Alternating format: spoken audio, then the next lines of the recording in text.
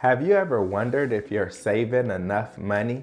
In this video, I'll tell you how much money you should be saving, and I'll give you practical tips on how to save more money. Disclaimer, I am a big saver. As a child, I would save my money that I received from Christmas all the way to my birthday, which is in May, just so I could put it together and buy something big that I wanted. If I ever had a big saving goals, I was always ready to meet it and hit it and take whatever sacrifices I needed in order to make that happen. So whether you are a saver or a spender, then this video is going to help you out so that you could have good saving habits. For our spenders, this will help you to be able to save more money so that you can meet your goals. And for our savers, this video is going to make sure that you don't save too much money, because there is a such thing as saving too much. And if you want to know what it is,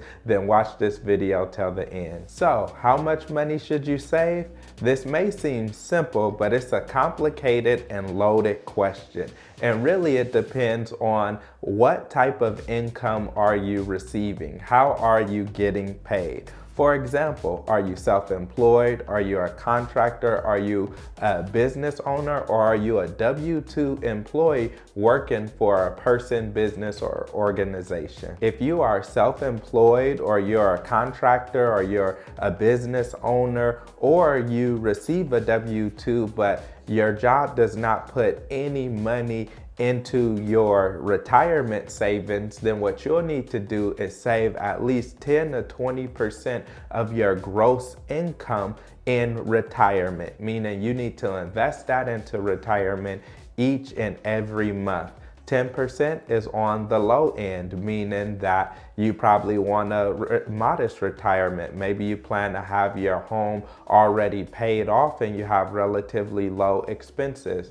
20% a month means that you want to do it big when you retire. Maybe you want to travel the world or spend a lot on your grandchildren, but whatever you want, you are preparing for that future. And for those W-2 employees who do receive retirement benefits from their job, you have to know exactly what they are. So do you get a match? A match means if you put in a certain amount of money towards retirement, that your job puts in a certain amount of money to match the funds that you're putting into something like your 401k. And if you're doing that, you want to make sure that you always take the full match and that you are funding your 401k, your 403b, whatever retirement plan you have, that you are funding that adequately. In addition to that, some jobs may offer a pension plan. For example, if you work for the government, if you work for the state, the federal government, or any of our armed forces, then many people have pensions that are built into their plan, meaning that you don't necessarily have to save as much money for retirement, because if you work on your job for 25, 35, 40 years, then you will already have a retirement pension plan that will come to you each and every month. That doesn't mean that you shouldn't save anything or put anything towards retirement. It just means that you don't have to put as much towards retirement. So now that we got that portion out of the way, let's talk about how much of your monthly income you should save for yourself. And you'll be surprised, the same amount that you should save for yourself from your monthly net income that you receive is the same amount that you should do for retirement. It's the 10 to 20% of everything that you receive. Your savings is focused on things you want to do in the future, goals that you have that you like to achieve. So some people would like to buy a new home. Some people would like to remodel the home that they have. Some people would like to buy a new car. Some people would like to go on an expensive vacation, or some people would like to get a piece of technology or something that they enjoy working with on their leisure time, or new TV or something. Whatever it is, that should be a part of your savings plan. So your savings should include short-term saving goals. That's your goals that you plan to achieve in the next year. It should also include your moderate saving goals, things that you want to achieve in the next 1 to 3 years, and even look at your long-term saving goals for things that you want to achieve in the distant future. If you save 10% of your net income, which is your monthly income that you receive after taxes and all other deductions, then that means that you're pretty much living for the present and making sure that you have a little bit to do some things in the future. Whereas on the flip side, if you're saving 20% of your net income, that means that you're really prioritizing the future and the plans that you have in the future, and you are looking at making sure that you are taken care of later. And if you're saving 15%, then that's a balanced approach. That's prioritizing both the present and enjoying life now, and looking towards the future to making sure that you're taken care of and financially stable. So now that we've looked at how much money you should be saving, let's look at some major mistakes that you absolutely do not want to ever make when you are saving money. The first mistake you don't want to do is save too much money. Yes, there is a such thing as saving too much money.